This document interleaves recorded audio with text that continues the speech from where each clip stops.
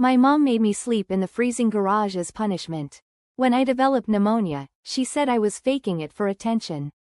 The first time my mother sent me to sleep in the garage, I was 13 years old and had committed the unforgivable sin of talking back to her about my curfew. It was November in northern Michigan, where temperatures regularly dropped below freezing, and our detached garage had no heating, no insulation, and no protection from the brutal winter winds that whistled through the gaps around the old wooden doors. "Since you want to act like an animal, you can sleep like one," Mom said, her voice cold with the particular kind of rage she reserved for moments when she felt I'd challenged her authority. "Maybe a night in the garage will teach you some respect." "Mom, it's freezing out there," I protested, looking through the kitchen window at the frost already forming on the garage windows. "I can't sleep in the garage. I'll freeze." "You should have thought about that before you decided to mouth off to me," she replied, pulling an old sleeping bag from the hall closet and throwing it at my feet. "Take this, and don't come back in the house until morning. And if I hear one complaint, one knock on that door, you'll spend tomorrow night out there too." The garage was a standard two-car structure that my father had built in the 1980s, before he died in a construction accident when I was 8. It housed Mom's ancient Buick, lawn equipment, boxes of Christmas decorations, and years of accumulated junk that never quite made it to the trash. In summer, it was stifling hot. In winter, it was an icebox that seemed to trap and amplify the cold until it felt colder inside than it did outside. That first night, I spread the sleeping bag on the concrete floor between Mom's car and a stack of paint cans, trying to find a spot that wasn't directly under one of the many gaps in the roof where snow would drift through. The concrete beneath me felt like lying on a block of ice, and the thin sleeping bag provided almost no protection from the cold that seemed to seep through every surface. I lay there shivering for hours, listening to the wind howl around the building and watching my breath form clouds in the freezing air. By midnight, I couldn't feel my fingers or toes, and my whole body was shaking so violently that I couldn't sleep even when exhaustion overwhelmed my fear of the cold. "This is insane," I whispered to myself, my teeth chattering so hard I could barely form words. "This is dangerous." But I didn't dare knock on the house door or try to sneak back inside. Mom's punishments had been escalating in severity and creativity over the past year, and I'd learned that disobeying her rules led to consequences that were always worse than the original punishment. If she'd threatened to make me spend a second night in the garage, she'd follow through on that threat without hesitation. The next morning, when Mom finally opened the garage door to let me back into the house, I was so cold that I could barely stand up. My lips were blue, my hands were numb, and I was shaking uncontrollably from the effects of spending 8 hours in sub-freezing temperatures. "Did you learn your lesson about respect?" Mom asked, watching me stumble toward the house with no apparent concern for my physical condition. "Yes, Mom," I replied through chattering teeth, because agreeing with her was always the safest response regardless of what she'd done to me. "Good. Maybe now you'll think twice before talking back to me." That garage punishment became Mom's go-to consequence for any behavior she considered disrespectful, defiant, or attention-seeking. Forgot to do the dishes? Garage. Came home 5 minutes late? Garage. Asked why I couldn't go to a friend's house? Garage. The concrete floor became as familiar to me as my own bedroom, and I learned to dress in layers even inside the house because I never knew when I might be spending the night outside. "Your mother is teaching you important lessons about consequences and respect," my grandmother would say when I tried to complain about the garage punishments during her infrequent visits. "You're lucky to have a parent who cares enough about your character to discipline you properly." But there was nothing proper about being forced to sleep in freezing temperatures as punishment for normal teenage behavior.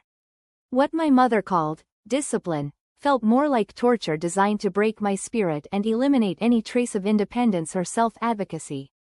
The garage wasn't just cold, it was psychologically isolating, physically dangerous, and deliberately designed to make me feel powerless and afraid. The worst part wasn't even the physical discomfort, though that was terrible enough. It was the knowledge that the person who was supposed to protect me from harm was deliberately putting me in danger as a way of asserting control over my behavior.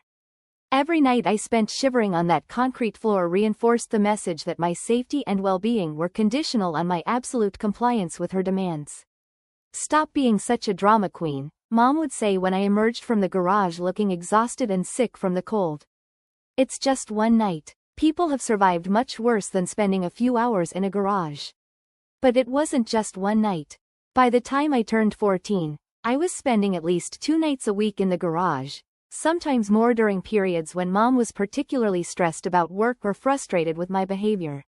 The repeated exposure to extreme cold was taking a toll on my health that went beyond temporary discomfort. I developed chronic bronchitis that winter, which Mom dismissed as attention-seeking behavior, when I coughed constantly and complained of chest pain.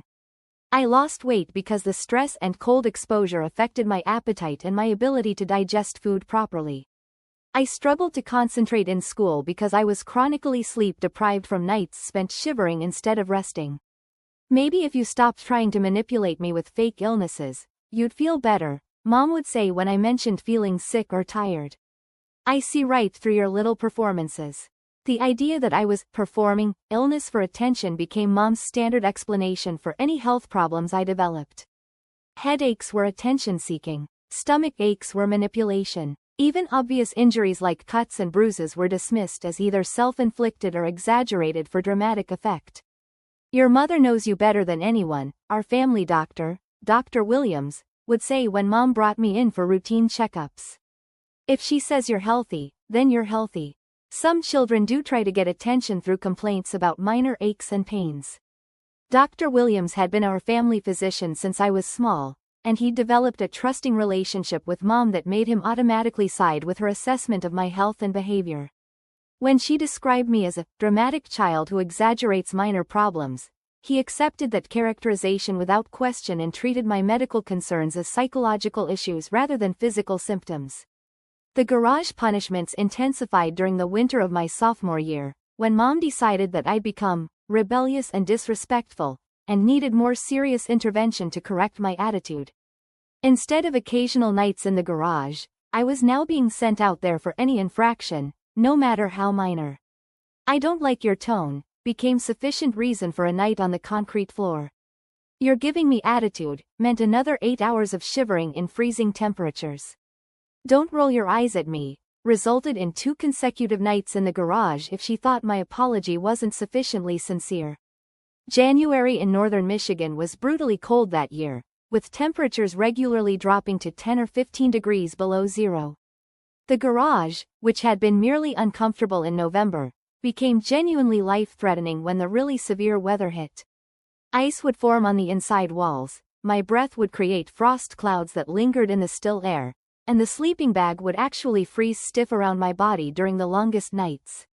"Please, Mom," I begged one evening when the weather forecast called for temperatures of -20. "It's dangerous tonight. I could get frostbite or hypothermia. Can't you just ground me from something instead? If you're so worried about being cold, maybe you should have thought about that before you decided to be disrespectful," she replied, handing me the sleeping bag that had become as familiar as my school backpack. "And if I hear you complaining or trying to come back inside, you'll spend the rest of the week out there." That night was the worst I'd ever experienced. The cold was so intense that it felt like being stabbed with ice picks, and no amount of movement or positioning could generate enough body heat to provide relief.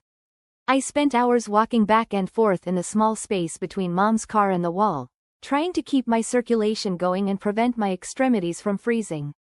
By morning, I couldn't feel my hands or feet, and when I tried to stand up, I discovered that my legs wouldn't support my weight. I crawled to the garage door and pounded on it weakly, hoping Mom would hear me and let me back into the house. "What's wrong with you?" she asked when she found me collapsed by the door, unable to get to my feet. "I can't stand up," I whispered, my voice barely audible after hours of chattering teeth and shallow breathing. "I can't feel my hands or feet." "Stop being so dramatic," Mom said, though I could see concern creeping into her expression as she looked at my blue-tinged fingers and the frost that had formed in my hair. "You're fine. Just get up and come inside." But I wasn't fine, and over the next few days, it became clear that something was seriously wrong with my health. I developed a fever that spiked to 103 degrees, a cough that produced thick, bloody mucus, and chest pain so severe that I could barely breathe. When I tried to tell Mom how sick I felt, she dismissed my symptoms as another attempt to manipulate her through fake illness. You're not sick, she said when I asked to stay home from school. You're just trying to get out of consequences for your behavior. Nice try, but I'm not falling for it. I went to school that day despite feeling like I was dying, and by lunchtime, I'd collapsed in the hallway and been taken to the nurse's office by concerned teachers who could see that I was seriously ill. This child has a very high fever and obvious signs of respiratory distress, the school nurse, Mrs. Patterson, told Mom when she called to report my condition. She needs immediate medical attention. She's been trying to get attention by faking illness all week, Mom replied. She's fine. She's just being dramatic because she doesn't want to face consequences for her behavior. Mrs. Harper, your daughter's temperature is 104 degrees, and she's having difficulty breathing. This isn't fake illness. This is a medical emergency. The ambulance ride to the hospital was the first time in months that I'd felt safe and warm. The paramedics wrapped me in heated blankets, started an IV to address my dehydration, and treated my symptoms as real medical problems rather than attention-seeking behavior. For the first time since the garage punishments had started, I was surrounded by adults who seemed genuinely concerned about my well-being. How long has she been sick like this? One of the paramedics asked Mom as they loaded me into the ambulance. She's been complaining about feeling tired and having a cough for a few days, Mom replied, carefully omitting any mention of the garage punishments or her dismissal of my symptoms. I thought it was just a cold. This is more than a cold, the paramedic said, checking my vital signs and looking concerned about what he was seeing. Her temperature is dangerously high, and her breathing is labored. How long has she had the fever? I'm not sure, Mom said. She didn't mention having a fever. But I had mentioned the fever, along with the chest pain, the difficulty breathing, and the exhaustion that made it hard to get out of bed each morning. Mom had dismissed all of those symptoms as fake because acknowledging them would have meant admitting that her punishment methods were making me seriously ill. At the hospital, Dr. Sarah Martinez quickly diagnosed me with pneumonia, a severe case that had developed from repeated exposure to cold, stress, and the compromised immune system that resulted from chronic sleep deprivation and poor living conditions. This is serious, Dr. Martinez told Mom after reviewing my chest X-rays and blood tests. Your daughter has bilateral pneumonia, which means the infection is in both lungs. She's also showing signs of dehydration and malnutrition that suggest this illness has been developing for some time. She seemed fine until today, Mom said, maintaining the fiction that my illness had come on suddenly rather than developing over weeks of garage punishments. She's always been prone to exaggerating minor symptoms.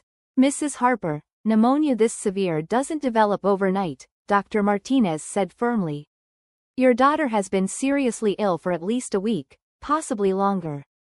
The infection in her lungs is extensive, and her body shows signs of prolonged stress and exposure to cold temperatures. Exposure to cold temperatures? Yes. The type of lung damage we're seeing is consistent with repeated exposure to very cold air, which can compromise the respiratory system and make someone more susceptible to serious infections. I watched from my hospital bed as Mom processed this information, trying to maintain her story about my tendency to fake illness while dealing with medical evidence that contradicted everything she'd been telling herself about my condition. I want to ask you some questions about your home environment, Dr. Martinez said, turning to address me directly. Have you been spending time in cold places recently? Sleeping outside or in unheated spaces? The question hung in the air like a bomb waiting to explode. This was my chance to tell the truth about the garage punishments, to explain why I'd been exposed to freezing temperatures night after night for months. But I could see Mom watching me with the expression she used when she was warning me not to embarrass her in public. Sometimes I sleep with my window open, I said quietly, choosing the path of least resistance even though it meant protecting the person who'd made me sick. I like fresh air. In winter? In Michigan? Dr. Martinez looked skeptical. That would be very cold and potentially dangerous. She's always been stubborn about things like that, Mom interjected quickly. I've told her it's not safe to sleep with the window open in winter, but she doesn't listen. Dr. Martinez didn't look entirely convinced by our explanation, but she didn't press the issue. Instead, she focused on treating my pneumonia with antibiotics, oxygen therapy, and the kind of medical care that probably saved my life. You're going to be in the hospital for at least a week, she told me. This infection is serious enough that we need to monitor you closely and make sure the antibiotics are working properly. The week I spent in the hospital was the warmest and safest I'd felt in months. The heated room, the comfortable bed, the nurses who checked on me regularly and treated my symptoms as real medical problems. All of it felt like luxury after months of sleeping on concrete in freezing temperatures. "You're looking much better," Mom would say during her daily visits, though she seemed more concerned about maintaining appearances for the hospital staff than about my actual recovery. "I told you this was just a cold that got a little worse.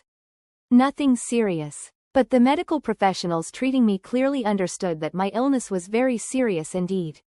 The pneumonia had affected nearly 70% of my lung capacity, and Dr. Martinez warned that without proper treatment, the infection could have been fatal. "Your daughter came very close to respiratory failure," she explained to Mom during one of their private consultations. "If the school nurse hadn't insisted on bringing her to the hospital when she did, we might be having a very different conversation right now." "But she's going to be fine, right?" Mom asked, perhaps finally beginning to understand the severity of what had happened. "She should recover fully with proper care and rest," Dr. Martinez replied. "But Mrs. Harper, I'm concerned about the conditions that led to this illness." Pneumonia this severe in a healthy teenager usually indicates some kind of environmental factor or underlying stress that compromised her immune system. What kind of environmental factor? Prolonged exposure to cold, poor sleeping conditions, chronic stress, inadequate nutrition. Any of those things can make someone more susceptible to serious respiratory infections. I watched Mom's face carefully during this conversation, wondering if she was beginning to connect her punishment methods to my illness.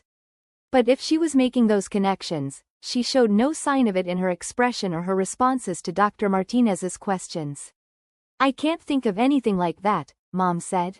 "We live in a normal house with normal heating. Alex eats regular meals and gets plenty of sleep. Sometimes teenagers hide risky behaviors from their parents," Dr. Martinez suggested gently. "Has Alex been spending time outdoors in cold weather? Sleeping in unheated spaces? Engaging in any activities that might expose her to extreme temperatures?" This was another opportunity for the truth to come out, another chance for someone to understand what had really caused my illness. But I could feel Mom's eyes on me, could sense the threat of consequences that would follow if I contradicted her version of events.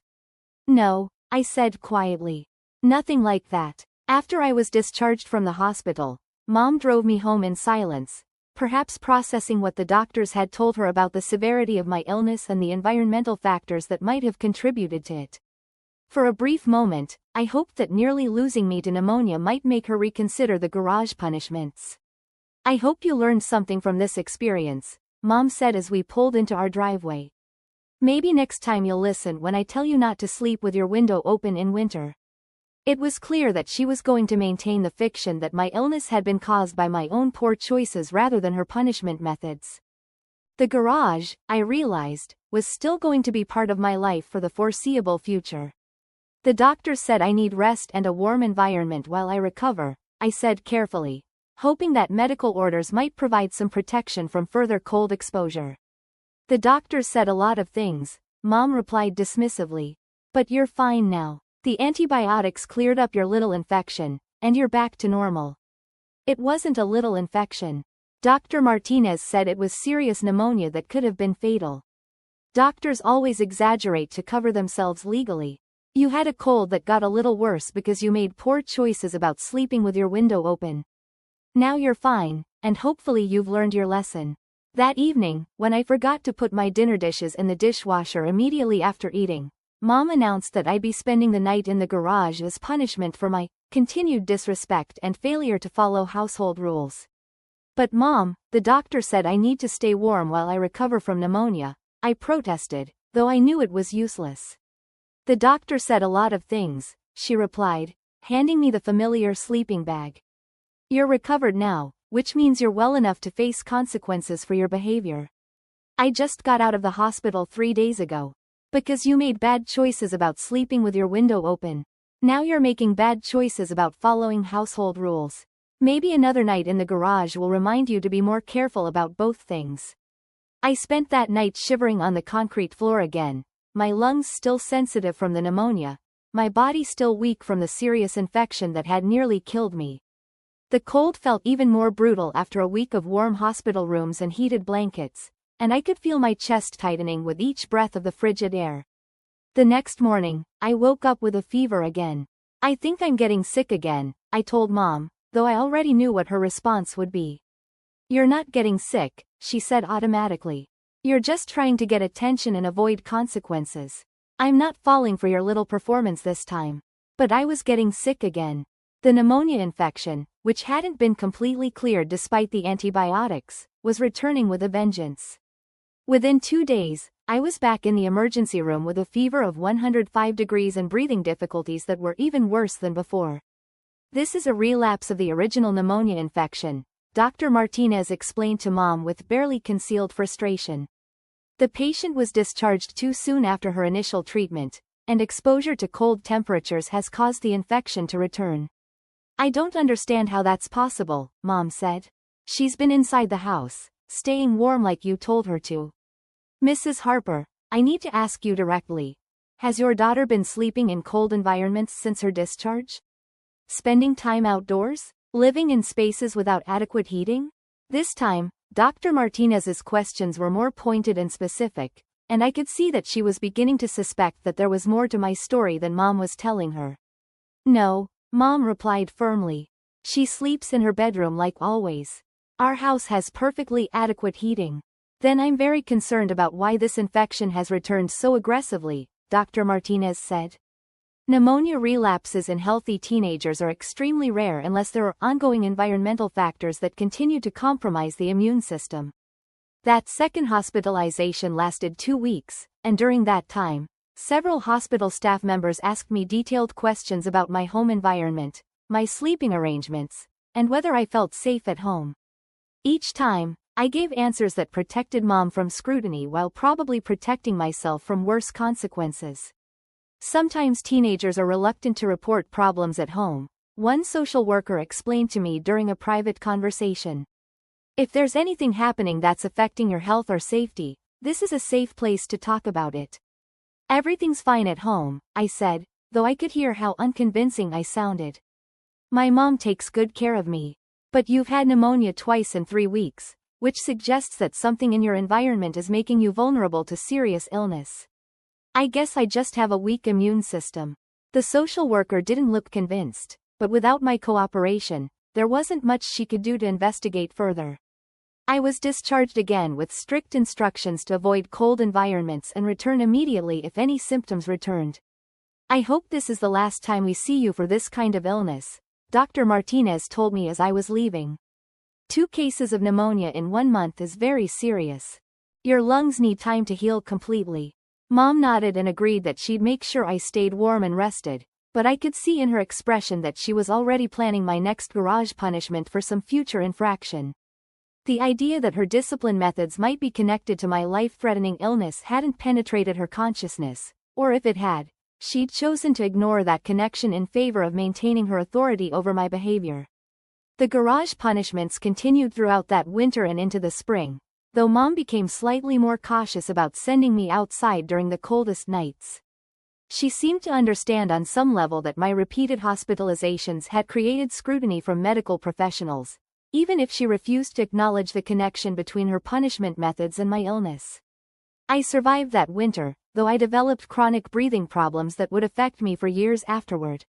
I learned to sleep in layers even when I was allowed to stay inside, to hoard warm clothes and blankets in case I needed them for another night on the concrete floor, and to accept serious illness as a normal consequence of disappointing my mother. Most importantly, I learned that the person responsible for protecting my health and safety was willing to risk my life to maintain control over my behavior. That lesson would shape every relationship I formed for decades afterward, teaching me that love was conditional, safety was temporary, and survival depended on absolute compliance with other people's demands. The garage is gone now, torn down years ago when Mom sold the house and moved to a smaller place. But the damage it caused to my health, my ability to trust others, and my understanding of what constitutes normal family relationships has proven much more permanent than the building where I spent so many freezing nights as punishment for being an imperfect teenager. Some scars are visible on X-rays and medical records. Others live in the part of your mind that never stops expecting the people who claim to love you to hurt you when you disappoint them.